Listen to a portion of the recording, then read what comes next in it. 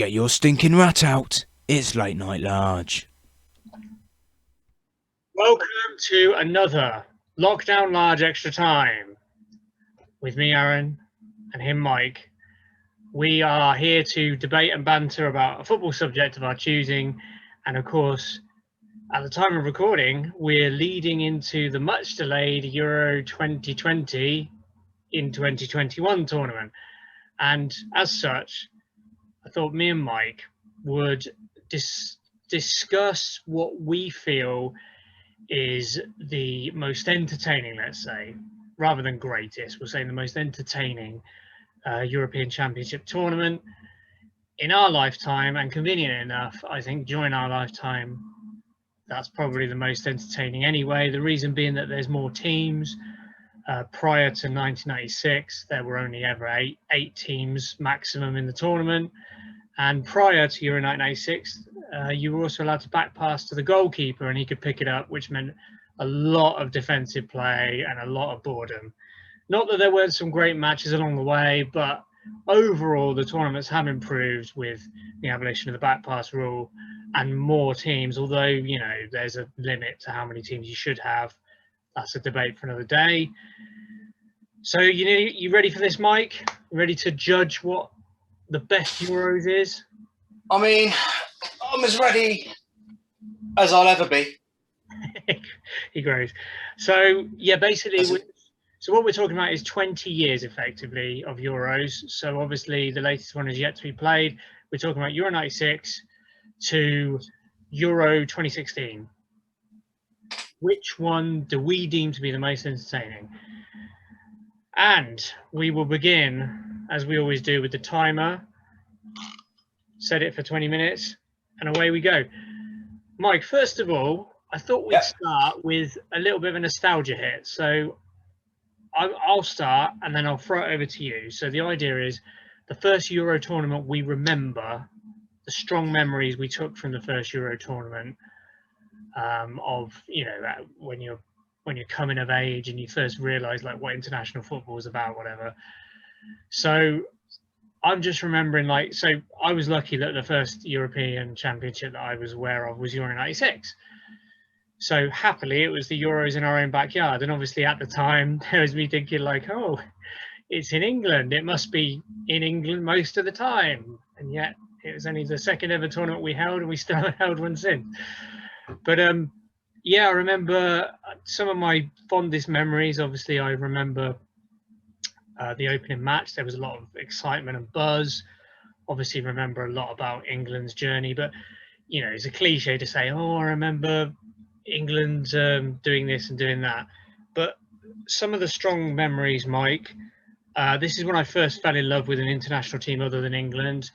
Like, I completely fell in love with Croatia during Euro 96. Like, the superstars they had littered through their squad. You know, Prozanetsky, Boban, Šuker, Boksic, Sanovic, Yanni, just dripping with talent. And obviously, I think Davor Šuker was my first cult hero, because I think it was the first time I'd ever seen a footballer shape his foot in a way that looked very unusual to me. Like, he manipulated the ball in a certain way that I hadn't seen before. And it really kind of, you know, captured my imagination. And then, of course, you had the moments in Euro 96. You had the Czech Republic underdogs, Karol Poborski's, like, inventive little sand wedge lob. You had, obviously, the Czechs getting all the way to the final. You had the bloody golden goal in the final. What else? I mean, you had a lot of strong teams in Euro 96, but the problem was there was a lot of interesting stuff in the group stages, but the knockout stages were generally dire. I think 3/4 of them went to penalty shootouts. There were hardly any goals in the knockout stages. The Dutch went out on penalties like they always do. We went out on penalties. We went out on penalties like we always did at the time. So we thought, until we broke the curse recently. But, you know, Euro 96, I think it was because Euro 96 was my first I think if Euro 96 is your first memory of the Euros, the problem comes because it instills in you this sense of entitlement because you're like, oh, right, international tournaments get held in our own country. Excellent. I'll look forward to it again. And also, oh, we get to semi-finals of tournaments. And it's like, Yeah. That was kind of a one-off. That's not what happens. No, it was very much a tournament for the ages in terms of the national team. Anyway, that's my kind of, I guess, my first reckonings of international football and all the razzmatazz and like, oh my God, these incredible players. What was the first tournament you remember, Mike? And have you got some kind of first memories of things that stuck in your head about it? Well, my memory's not nearly as good as yours. I mean, I don't remember tournaments and like specific players and the way their foot moves as they hit a ball. Like, fucking hell, what sort of memory have you got? That's ridiculous. But I obviously just remember videos a lot more than you did when I was a kid, Mike. Huh? I obviously watched a lot of the highlights and goals videos over and over, and you didn't. So there you go. Yeah, I mean, I was out there being great at football myself. That was the main thing. Right. Okay. Now, I only remember like snippets and highlights, and I'd say There must have been things that stuck in your head, and you thought, "Oh, I'm fucking trying that," or like going to your mates. But did you see that goal? There must have been something like that you noticed from your first tournament. I mean, there probably was at the time. I probably did say, "Oh wow, did you see that goal? And did you see that game?" And but that was probably 20 years ago. I literally vividly remember being up the field, having the normal kick around with my mates, and literally trying to roll my studs over the ball the way that Davor Schuker did to go around Kupka in the German goal. I was like, over and over again.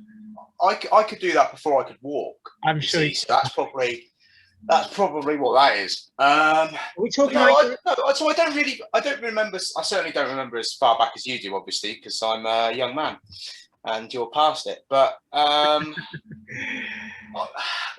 all I really remember, certainly from obviously the tournament that you spoke about, the '96. All I could really tell you about '96 is who won it and what happened to England. They're the only things I really know. What about Euro 2000? 2000, yeah. Again, remember bits of, and actually, we should probably touch on this because we mentioned it a little bit before we started recording.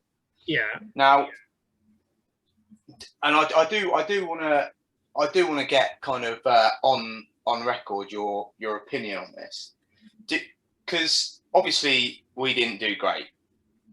So I do remember bits of that. I remember that we beat Germany, and that was great. And after, and that was pretty much it for the tournament as far as England's concerned. Nothing really else to write home about, if I remember correctly. But the tournament itself was quite an entertaining one. Now, do you think there's a theme do you think there's a theme where the better international tournaments are the ones that England either aren't in or just do crap and go straight out of? Yeah. Because I mean, you know, because again, we did mention it before, and I will mention obviously 2008. Yeah. I would argue that.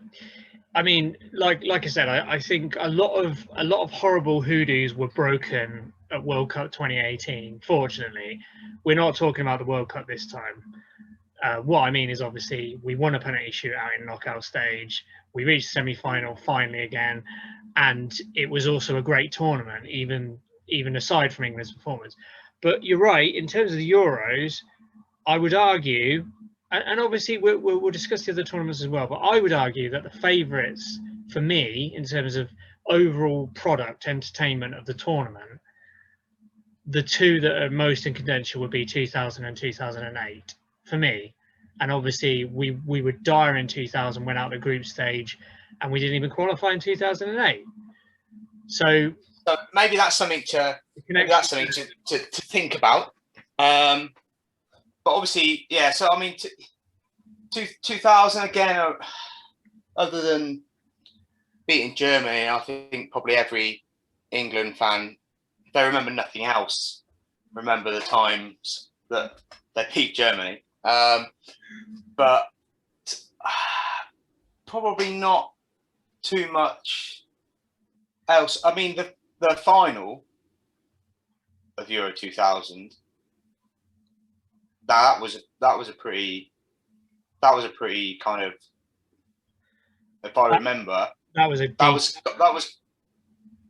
what are you saying? Sorry. So that was a decent match. Some real heavyweight. Yeah, that's one for the age, isn't it? That was a belter. So that was, I think. Do you think that's really what people are? Obviously, it was quite a while ago now. Do you think that's what a lot of people base their opinions of the tournament on? Well, no. I mean, it's fair enough, isn't it? To kind of. It's the pinnacle of the whole tournament. Are you saying like with a film? If you're watching a film and then the ending is like, whoa, and you're like, I really like that film, and if you're really enjoying the film and there's a shit end, it's like, don't know about that. I see what you're saying. I don't think it is, right? Because like basically, I don't know if you remember, Mike, it was a really high scoring tournament. There were a lot of very memorable high scoring games. We had the classic Spain about to be eliminated, 3-2 down against Yugoslavia in the very last minute, scored 2 goals in injury time to win it 4-3. The bench goes bananas. There was that game. There was the France 2, Netherlands 3 in the group stage. And then we get into the knockout stages. The Dutch absolutely had Yugoslavia's pants down 6-1. And that's before the final. So I don't know. Yeah, I think the group stages really maybe for that tournament. I would say, obviously, you've got the Netherlands. That was quarterfinals, right? Yeah. Yeah, but if you compare that to say Euro 96, so Euro 96 group stages were pretty interesting. They were decent enough. Knockout stages, dire. There was hardly a goal in any of the knockout games, whereas in Euro 2000, plenty of goals generally in the knockout stages. But I think it's more the heavyweights, Mike, isn't it? It's the heavyweight aspect. It's the volume of like iconic, legendary players that were pitting wits against each other. You had the classic Dutch team with all the Ajax graduates. You had the Italy of Maldini, Nesta, Cannavaro. I guess it was Toldo, wasn't it? Because Toldo had a great tournament. He was the keeper of the tournament. Totti, Inzaghi. I'm not sure Inzaghi was there actually in 2000. Del Piero maybe was there. Yeah, you're right. And the Dutch team was good, but Dutch team was quality. But then obviously the French. The French were World Cup winners. They had all the stellar names that we remember. Kluivert, again, it was like certain players had the tournaments that defined their whole careers, you could argue. Patrick Kluivert, did he ever do it at another tournament the way he did at Euro 2000? Francesco Toldo, tournament of his life. I don't think he ever played in another major tournament for Italy. So, there was these players that made a big mark. Wasn't that also the tournament? 2 Dutch moments as well, I remember from Euro 2000. Frank de Boer, I think, absolutely twatted a free kick in against France. Pretty sure this was Euro 2000. Absolutely twatted it in. Like, the ball was set about 20, 25 yards out. Everyone's like milling around, wondering what to do, right? And it looks like nobody's ready. And I remember Frank de Boer just was like, fuck this, raced up to it and just twatted it as hard as I've seen most people hit a free kick. And Lamar wasn't ready, just like rockets into the roof of the net. And then of course there was Jaap Stam's legendary penalty. Do you remember in the shootout where it looked as if he'd like sent it into orbit, but to be fair to him, what he'd actually done is clattered the top of the crossbar, and it hit the crossbar and then flown almost out of the stadium. Yeah, yeah, oh yeah. Do you remember Yeah, that? I think I do. Now you say that was that was when that was the penalty shootout they lost to Italy. I think so. Yeah, I think it was Italy. Hang on. No, it was. Yeah, well, no, you're right. It was Italy. Yeah. Yeah. I mean, when the thing is with Yapstam, when he hits a ball, it stays hit, doesn't it? Yeah, when he hits a player, he stays hit. But yeah, when he well, yeah, the player, the ball. I mean, the ball's a bonus for Yapstam, the big Dutch man. But yeah, that was a legendary penalty. It's just one of those you watch again and again. You just can't have a smile on your face. Okay, so we'll consider Euro 2000. So what about Euro 2000? Euro 2000. I was just about to say, were you going to say Euro 2004? Yes. I was just about to say, Mike, didn't we really think it was coming home? Genuinely, in Euro 2004. And for me, this is the fucking problem with Euro 2004. Well, there's a few problems, but firstly, England qualified. So straight away, there was a jinx on the tournament.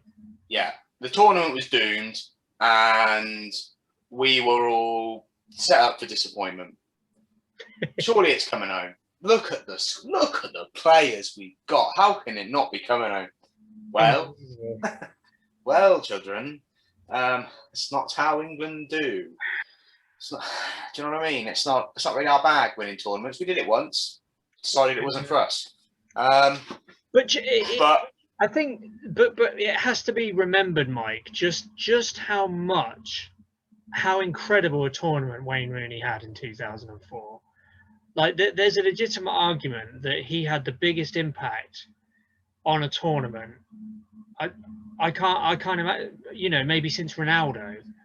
Yeah, and you're right. That's a good point. And what I would say to anyone who perhaps doesn't remember or their memory's foggy of particularly maybe England games in that tournament, watch them or watch Wayne Rooney highlights from. And I know you can say, well, they're highlights, but they're worth watching.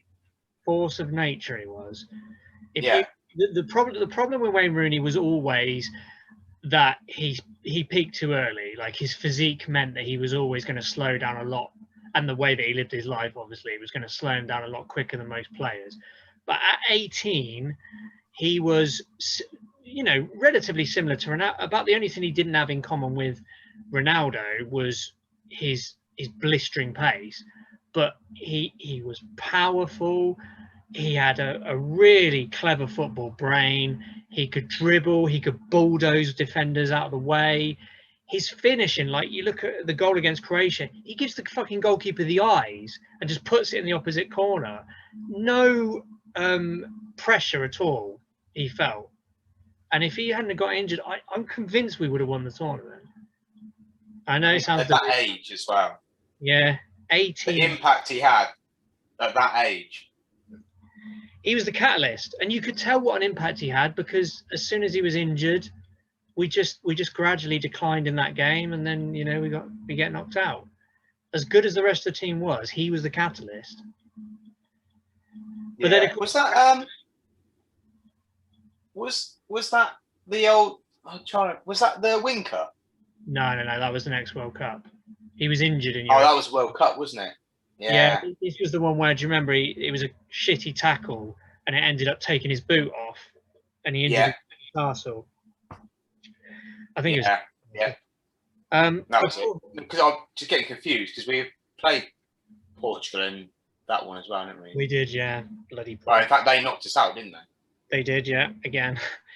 It was, of course, the rest of the tournament was mainly known for, you could argue Cristiano Ronaldo was also very influential as a young player as well. But Portugal blew it at their own tournament, in their own final, because Greece just Wow. The greatest moment in their entire football history. This was a team, remember, in 1994 at the World Cup, didn't score a goal or get a point. They were the worst team at USA 94. Who would have said that 10 years later they'd fucking win a tournament? And there we go. You know, amazing achievement. But as much great as you know, an underdog doing that amazing thing, you would never want to watch another tournament like it. You know, to have 90 minutes of trench warfare and then set piece, bullet header, they've won the game. So 2008, Mike, Euro 2008. I don't know how much you remember, but I think again it was like some of the great teams in it. There was that amazing Russian team.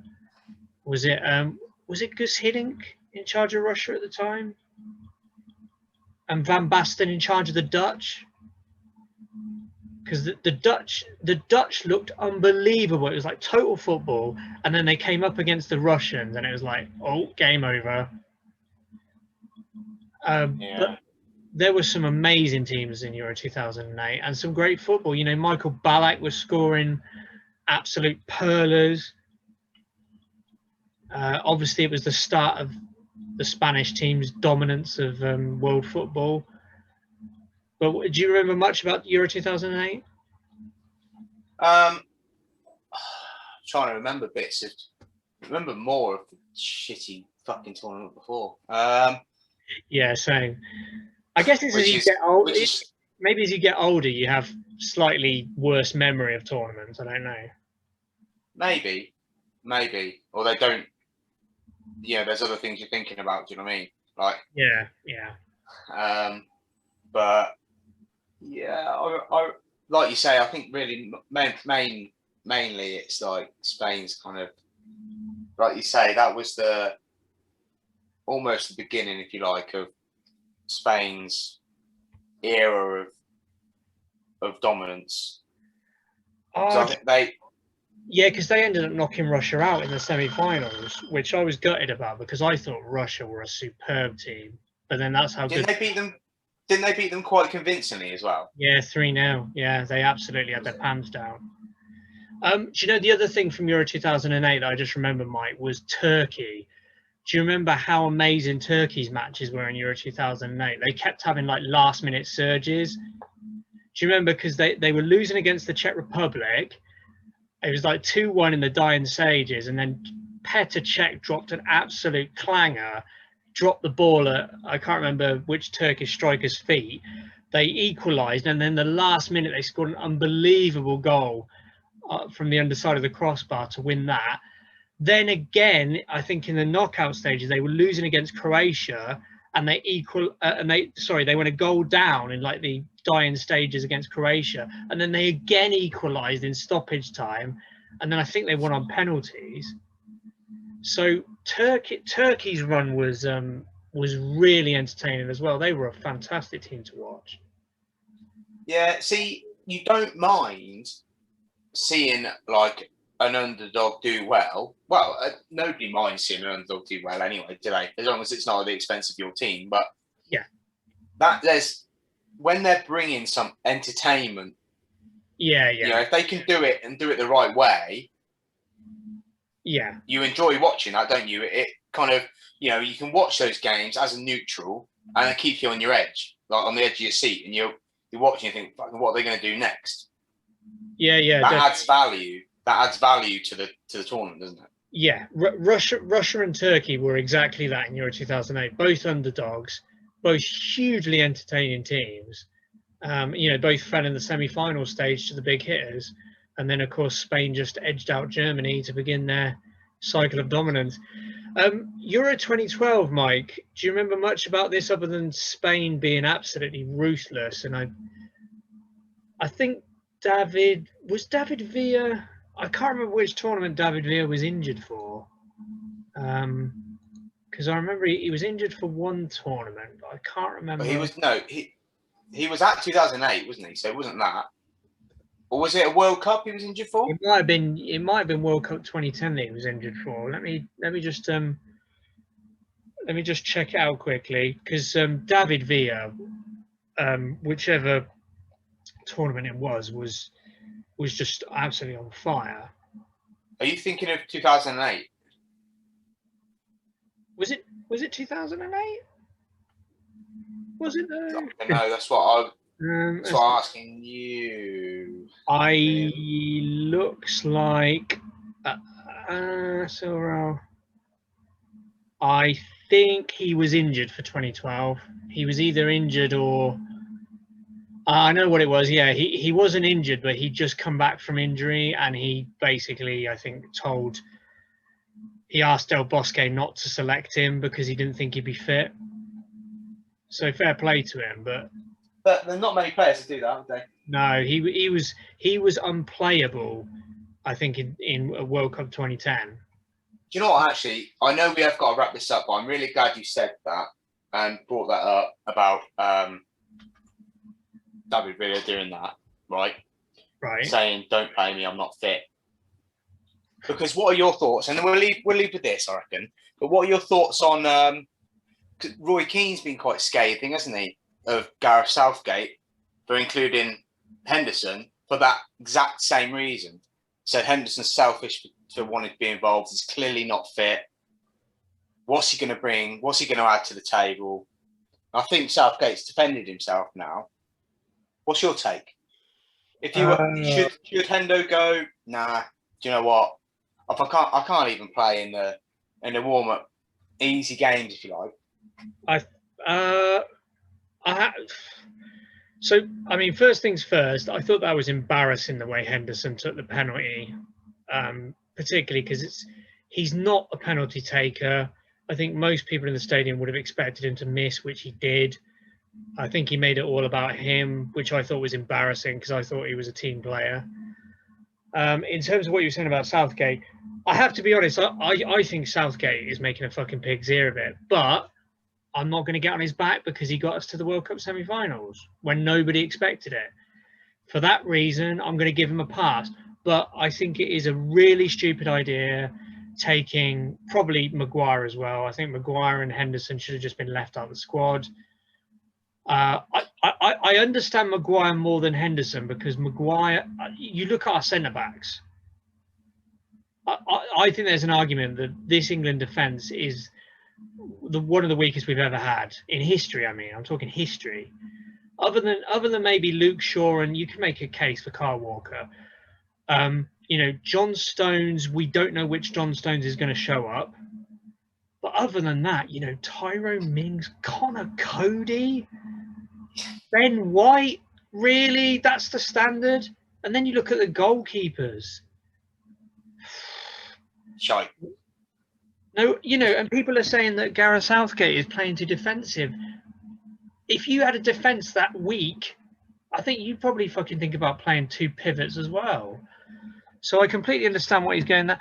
I've got to be honest, and I know people think I get on his back too much and I'm a bit harsh to him because he's a Liverpool player, but I've said this before, Jordan Henderson to me is Gary Neville. He's a midfield Gary Neville.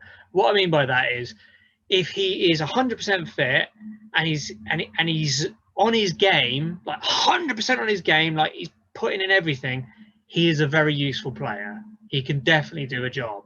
But anywhere below those levels, there are players better than him. I'm sorry, he's a water carrier, effectively. He gets around the pitch. He tries to win possession. He tries to give it to better players. Fair play when he's on his game. If he's not on his game or he's half fit, get him right out of the squad. There are other players that can do that. So, yeah, I mean, I think Southgate's making a pig's ear of it. But like I say, he knows more than me. Maybe he's got a rabbit in his hat that he's going to pull out for the Euros. So we got to give him the benefit of the doubt.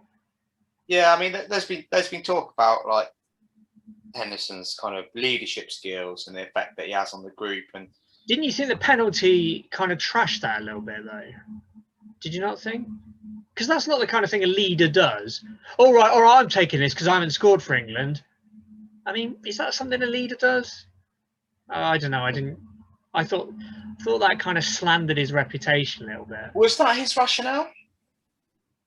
Well, no, I'm just speculating.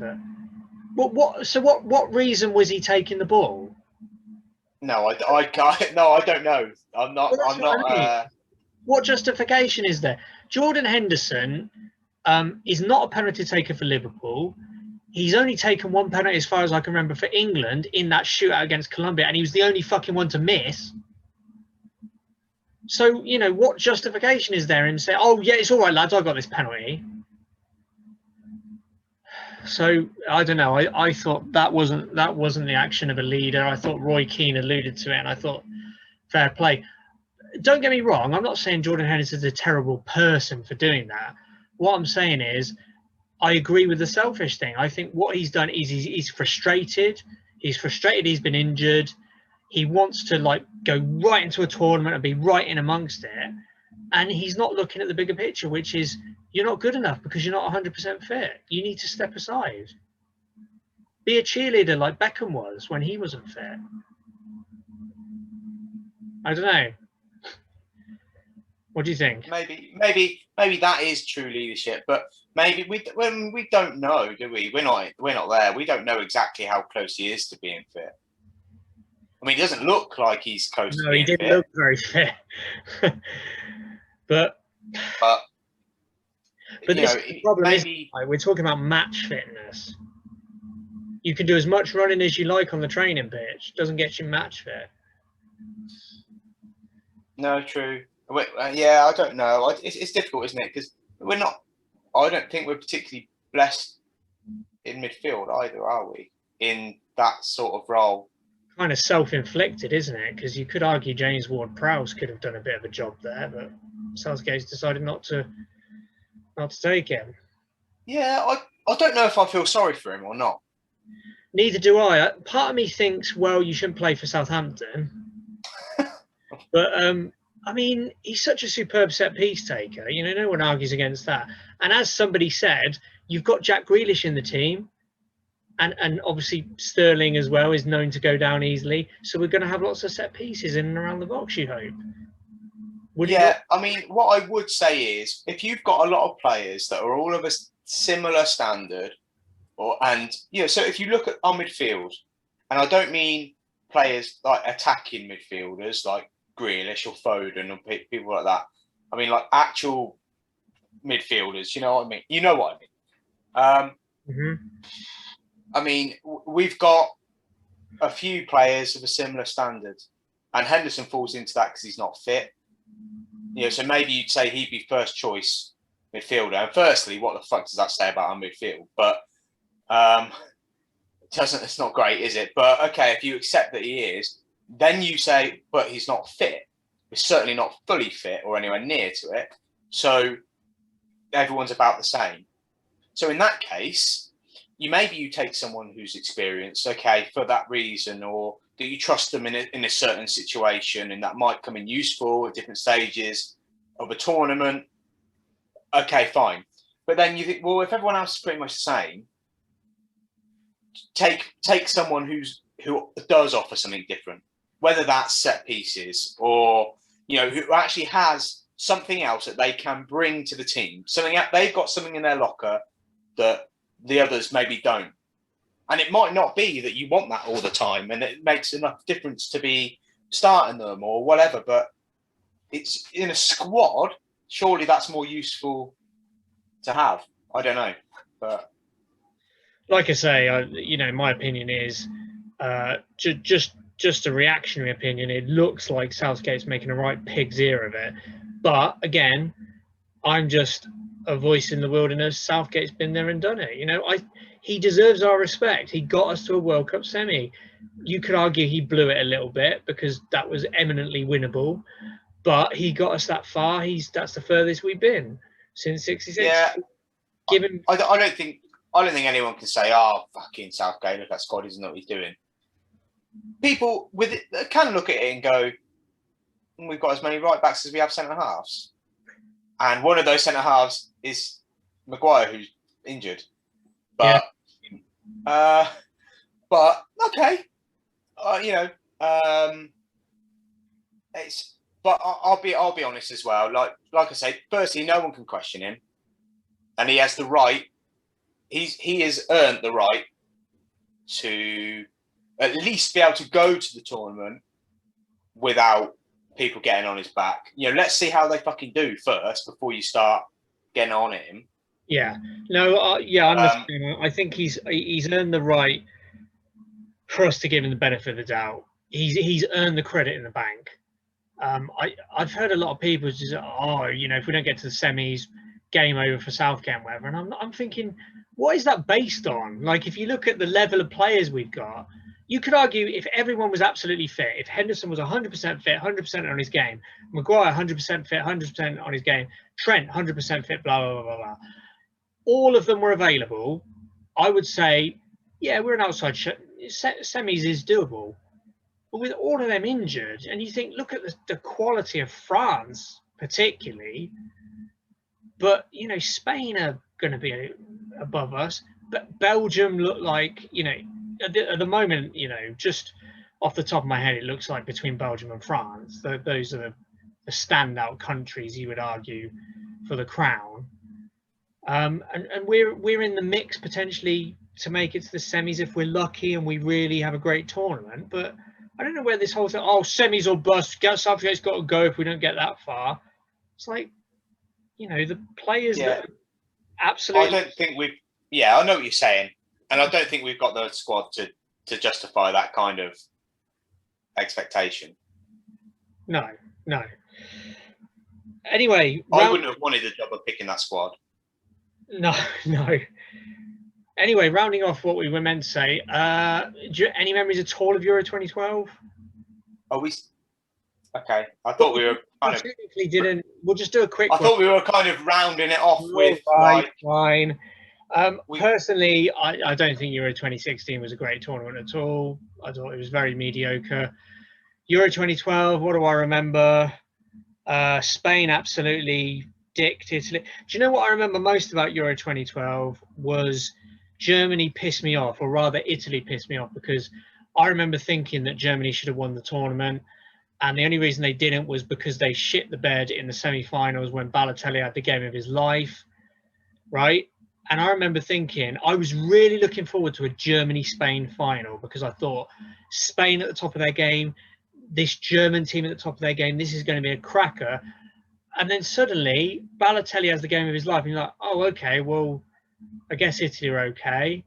And they weren't. They were fucking awful. And they might as well have not shown up for the final.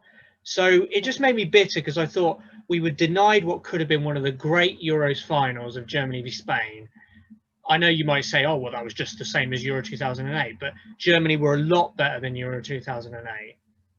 I think you're right. I think from I would say that we were probably denied what could have been one of the great finals. You know, because we ended up with an Italy team that scraped past us on penalties. Yeah, got past Germany because Balotelli pulled something out of his ass for once, and then ended up in the final and completely fucking outclassed. Mm-hmm. Whereas the Germany-Spain, I think you're right. I agree. Would have been a much better final. So that's why we're going to mark that down. Again, Euro 2016, I thought was a bit of a bust of a tournament. I thought there were a few absolutely dire games, including the final. So we're not going to talk about that in the mix. But Mike, quickly before we go, are we going for Euro 2000 or Euro 2008? Do we think for the best Euros tournament?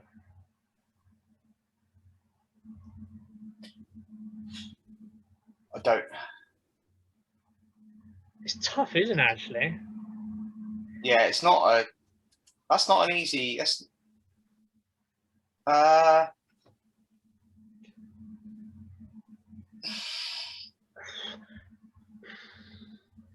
I'm thinking of the standard of the.